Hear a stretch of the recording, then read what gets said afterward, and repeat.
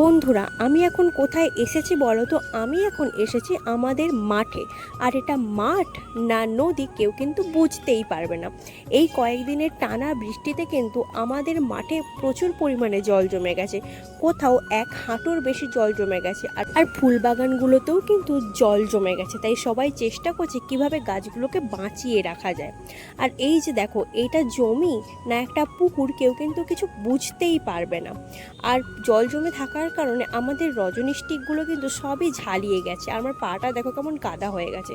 তাই যেগুলো ঝালিয়ে গেছে সেগুলো কেটে ফেলে দেওয়া হয়েছে, আর সেখান থেকে ফুলগুলোকে মা তুলে নিচ্ছে। আর যেগুলো কয়েকটা ভালো আছে সেগুলো বাবা কেটে নিচ্ছে।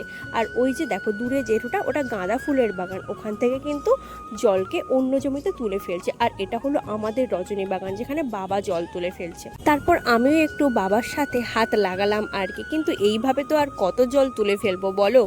আর এই বাগানটা দেখো, এই বাগানের গাছগুলো কিন্তু একেবারে প্রায় ডুবেই গেছে, একটুখানি দেখা যাচ্ছে। আর এটা হলো ধান জমি, অবস্থা দেখেছো খুবই খারাপ।